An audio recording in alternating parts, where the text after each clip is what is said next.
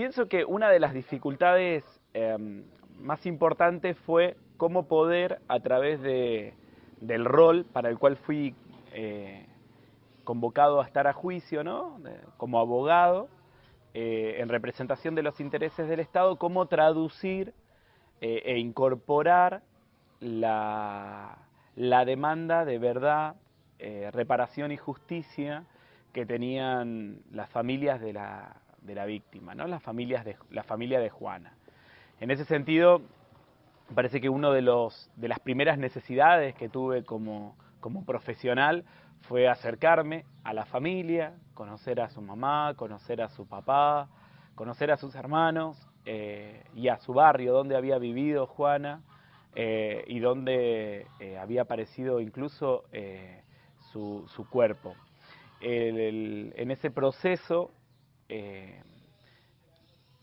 fue muy valiosa la posibilidad de poder compartir una instancia con una tarde incluso donde nos encontramos, nos conocimos personalmente con su familia en un contexto que no era el contexto judicial habitual, para poder un poco empatizar con el dolor de la familia. Yo creo que a partir de que uno va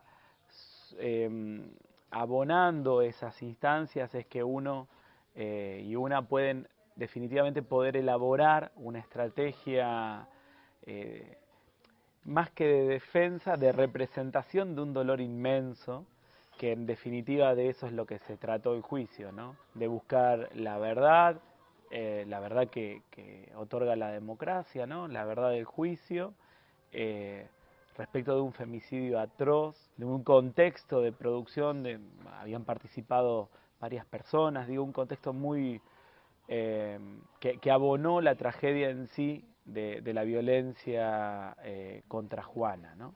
Así que para mí una de las principales dificultades era esa. Y en segundo lugar, casi tan importante como esta, tenía que ver con el enfoque de interculturalidad que de alguna manera yo sentía la responsabilidad de poder traducir en el proceso, ¿no? Traducir en el juicio, que se entienda, que se sepa que estábamos en presencia de el asesinato de una niña indígena, en un contexto de violencia de género.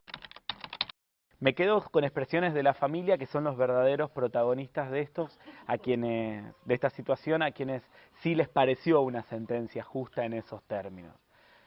Yo considero que el hecho de que el tribunal haya podido reconocer la existencia de un femicidio, la existencia de un homicidio en contexto de violencia de género, que se haya podido que quienes se fueron acusados tuvieron derecho a defenderse, a contradecir mis preguntas, las del fiscal, perdón, digo, que hayamos podido de algún modo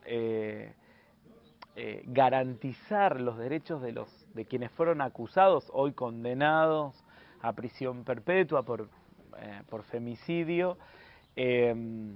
Me parece que también son formas de realización de la justicia. Hemos decidido que ante una situación de mucha violencia y de mucho dolor, como decimos en el barrio, no pagar con la misma moneda, ¿no? Hemos decidido que ante una situación de profundo dolor, como es un femicidio, quien tiene que dar la respuesta no es la violencia privada, sino es el Estado, ¿no? A través de sus jueces y de sus juezas, y el hecho de que de que se haya construido y se haya garantizado un proceso donde quienes fueron acusados pudieron defenderse, pudieron oponerse a las medidas, de hecho pudieron apelar la sentencia luego, me parece que habla de que fue un proceso con un profundo sentido de lo justo y de lo democrático.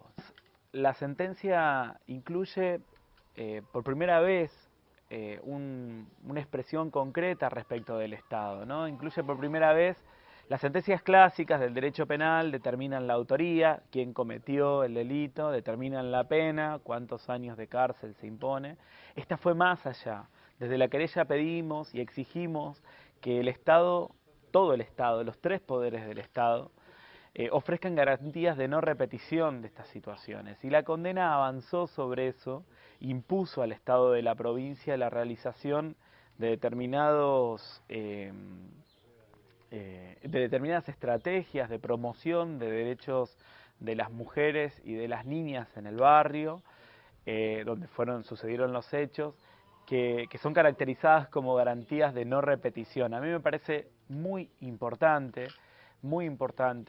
que sobre todo para sumar a este proceso de políticas públicas global que nos estamos dando de discusión sobre la efectividad de los derechos de las mujeres, ¿no?